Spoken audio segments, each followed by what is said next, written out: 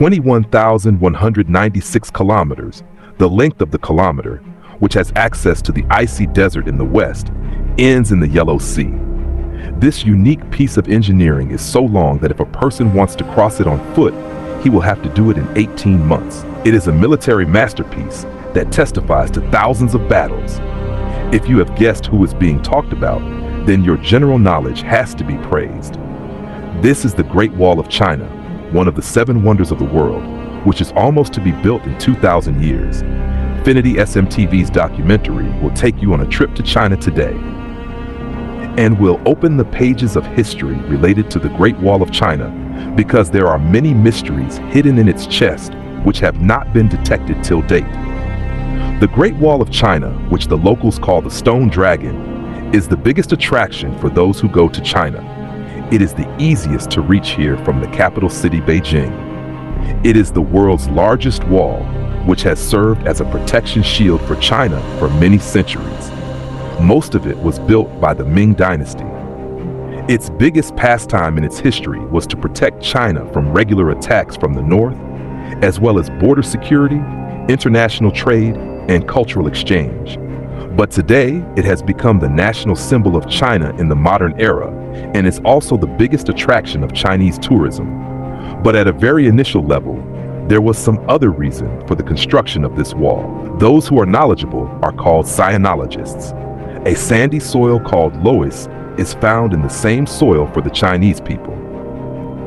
Irrigation had made farming easier, which was the reason why people reached the foothills of the Yellow River Valley. But a large labor force was also needed for large-scale farming, so it was necessary for the government and bureaucracy to evolve. Large storehouses were built, but they needed to be protected. So, wherever there were granaries, cities started to settle around them, and they were demolished from the walls. Invaders could not loot the grains, and the security of the people was also strengthened. The cities that came into existence came together and elected a king of their own and created a powerful empire. As the number of these empires increased, China's border area began to be defined, and the increasing length of the walls slowed down. The broad picture of the city began to lay siege to the city. It turned out that the Chinese Empire had to build a solid defense system from attacks from the north. After all, it was necessary to understand its root cause. If you look at the geography of Kazakhstan, Turkmenistan, Uzbekistan, and China, you will see vast areas stretching over thousands of kilometers. These expansive grasslands, known as steppes, are home to nomadic herders who roam with thousands of their animals. Speaking of the steppe nomads of Inner Asia, the weather here supports a rural economy that is vastly different from the Chinese model of development. These nomadic shepherds did not lead a civilized lifestyle, and thus had little regard for the structured society of the Chinese people. As the population of these nomadic peoples of the steppe grew, they increasingly relied on other civilized societies to acquire necessities, grains, tools, and lifestyle improvements. When a state refused to trade with them, these nomads often turned to raiding China's civilized societies, launching attacks. The nomads living in regions like Mongolia to the northeast, Manchuria to the northeast, and Xinjiang to the northwest became a persistent challenge for China. Among these, Mongolia proved to be China's greatest threat, as the region was home to the arch-rival tribes of Shaogan, Xian, Bei, Khitan, and Mongols. Mongolia, with about 2/3 of the Gobi Desert, was divided into northern and southern pasturelands. The nomadic tribes adapted to the steppe lifestyle, prompting China to take drastic measures to defend itself. Thick, towering walls were built across northern China. The most significant efforts to safeguard the empire were initiated by China's first emperor. Centuries passed, and from Emperor Shi Huang to the dynasties that followed, the length and strength of these walls continued to grow. They became as formidable as fortresses, and their endurance over centuries is truly astonishing. The secret to their longevity lies in their construction, made from incredibly strong clay bricks. Millions of bricks were used, and the average height of the walls was 23 feet, with a width of 21 feet. At regular intervals, holes were built into the walls, enabling soldiers to shoot arrows at invaders, making it nearly impossible to scale the walls. In addition, watchtowers were constructed along these walls to monitor movements and provide strategic vantage points. For over 25,000 years, these walls served as China's first line of defense. However, this was not the first attempt by Chinese emperors to build such massive walls. The work of constructing protective walls dates back 1,500 years ago, as recorded by the British author guide. Runner William Lindsay is an expert historian of the Great Wall of China. He has also written a book called The Great Wall and has traveled thousands of kilometers on these walls, dedicating his life to uncovering the truth about this monumental structure. He explains that there is a long border in the north of China with Mongolia. Mongolia, also known as nomadic land, the nomadic country of China, is fertile in some areas where good yields allow farming. However, the northern side is far less fertile. The crop growing season there is short. As a result, people in the north often faced survival challenges. The dry weather and poor crops left them with little to live on. In desperation, nomads from the north would ride their horses toward China, seeking what they could not produce in Mongolia. These fearless Mongols would often cross into China's borders. Their actions not only posed a threat to Chinese society, but also endangered the famed Silk Route. This growing threat marked the beginning of the Great Wall's construction, as Beijing and other key areas needed protection. The threat was not imagined. History tells us that in 1550, the Mongols invaded China. The Mongolian army crossed the Great Wall and ravaged the countryside of China, even reaching the gates of Beijing. The destruction was immense, and the Chinese emperors of the time were forced to live in fear. The Great Wall had failed to prevent the attack. At that time, China was under the rule of the Ming Dynasty. The Emperor Jia issued a decree to upgrade and strengthen the Great Wall. This marked the beginning of its transformation into the iconic Great Wall of China that we know today. The situation had become so dire that the security of China and the Silk Route was at stake. It became imperative to protect the nation. This is when the wall began to take on its unique structure. Massive blocks were mounted, and the outer body of the walls was made of smooth bricks to make climbing nearly impossible. Railings were added to the top of the walls to safeguard the soldiers who defended it. As you walk on the wall today, beneath your feet lies a layer of stones placed with meticulous care. Stretching 13,000 kilometers, this wall resembles a giant snake crawling across the land, its strength enduring the test of centuries. The engineering behind this masterpiece is truly remarkable. Its resilience over time is a testament to the ingenuity of its creators. Protecting the Silk Route and China's borders, the wall stands as a symbol of determination and skill. But one must ask, where did China acquire such advanced engineering knowledge centuries ago? The bricks used in the Great Wall are said to be 4 times the number of bricks used in any home, making it one of the greatest architectural feats in history. The Great Wall of China is massive, and its sheer size means it is incredibly heavy. But it's not just big, its joints are constructed in a way that makes the entire structure stronger. The bricks used in its construction were fired in kilns, which greatly increased their strength. It was such an enormous project that thousands of people worked together tirelessly to complete it as quickly as possible. Only the best artisans were selected for the job, and the fire in the kilns was carefully controlled to ensure the production of strong bricks. The work on the wall was relentless, and nothing would stop its progress. Care was taken to ensure that the bricks did not heat up too quickly. If they did, the water inside would evaporate rapidly, causing the brick to crack or even explode. But this project was no easy task. The Great Wall stretched across countless hills, and the only way to transport the bricks and stones to these areas was with sheer manpower. Despite the difficulty, the Chinese emperors poured money into the project, pushing to have it completed as soon as possible. More than 10 million people dedicated their blood, sweat, and tears to the construction of the wall, including those working in the brick kilns. Working conditions were grueling. In the scorching summer heat of 43 degrees Celsius, it was almost unbearable. In winter, the cold caused significant damage to the bricks, especially on the hills. Yet, despite all the hardships, the work continued almost non-stop. Many lives were lost during this immense labor. But who were these people? To understand their fate, we must look back to the prehistoric era of the Great Wall. In the early days, feudal states in China built smaller walls for their own safety. As the threat from nomadic invaders grew, the need for larger walls became apparent. This is where the story of the Great Wall truly began. In 221 BCE, before the Common Era, Emperor Qin Shi Huang united the small states into one large empire.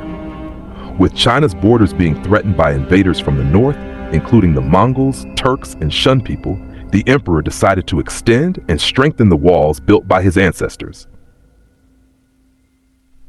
The northern regions, which lacked fortifications, were soon covered by an expanded wall.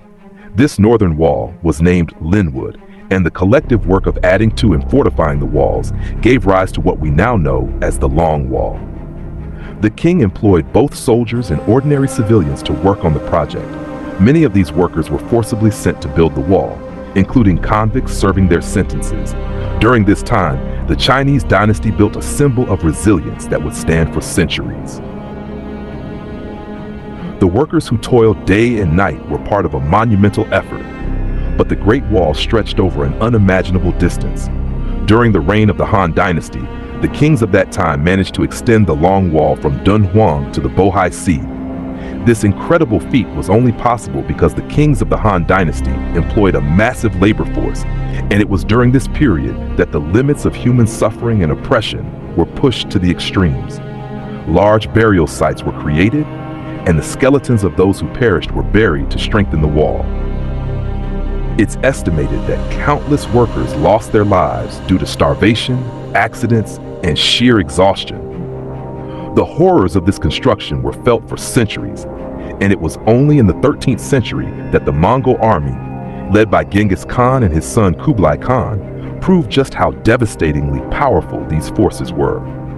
By 1368, when China was under the Ming Dynasty, the wall had been reinforced with bricks and stones from distant regions, expanding its coverage. The new construction provided added protection, and if an enemy army came close, soldiers in the watchtowers would light fires to signal an alert.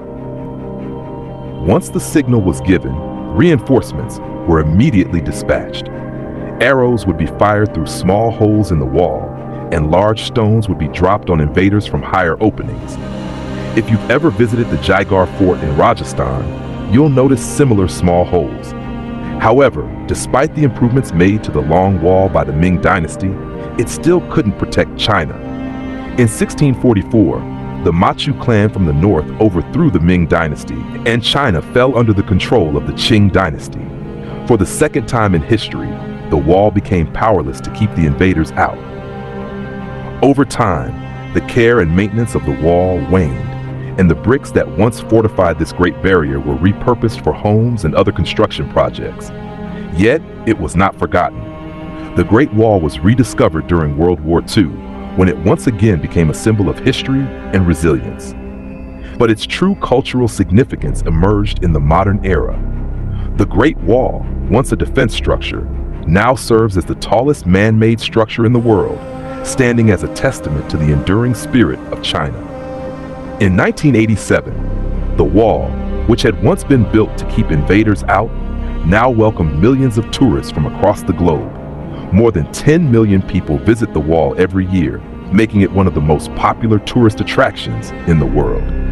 The Chinese government works tirelessly to preserve it, and each year new parts of the wall are uncovered and preserved. It is no longer just a historical landmark, but a living monument to China's legacy. People like William Lindsay, who have dedicated their lives to studying the wall, continue to uncover its secrets. William traveled to Dunhuang, where he discovered parts of the wall that time had left its mark on, showing how even the Great Wall is vulnerable to the passage of time. The Great Wall in China is not as we often imagine. The wall built in Dunhuang reveals 6 layers, with wood also being used in its construction. Its current appearance, which has mostly faded, doesn't resemble a traditional protective wall. Instead, it may have served as a marking wall for the Silk Route. From this point, William continues his journey to Encino, along the Silk Route, where the best view of this wall can be seen. Paragliding offers a breathtaking sight of a giant castle, likely constructed to guard the wall. This fort was built in 1539 by Ming Emperor Jiajing, known as Jiayu Gawan, meaning barrier to the north. The Ming dynasty, along with other dynasties, also built walls in the northern regions to protect China from invaders. There's even a massive fort nestled in the foothills of the Himalayas, designed to block invaders coming from the north. Settlements surrounding these walls, particularly the farmers living nearby, were also involved in constructing similar walls, which continue to protect their villages today. In the Ming dynasty, a layer of soil was pressed down with heavy tools, followed by another layer, and this process repeated. It became an age-old tradition in China to build protective barriers, whether for a house, a village, or an entire empire. Even when crossing the Yellow River, the risk of an attack on China was present, so walls and outposts were strategically placed. The remnants of the Ming dynasty never imagined that these walls, crossing the mountain range north of Beijing, would one day fail to stop an invasion. Yet, in 1550, the people of Beijing were struck with fear as invaders attacked their capital for the first time. The nomadic invaders sought trading rights, and while they were granted these privileges for a time, the Ming dynasty was given enough time to fortify the northern side of Beijing. A 1,200-kilometer-long wall was constructed between 1550 and 1644, and this section of the Great Wall, often referred to as the Stone Dragon, is now one of the most visited parts of the structure. It's a wall that tells a story with every stone. William Lindsay, during his travels, discovered a stone with an inscription detailing the construction of this segment, which began in 1579.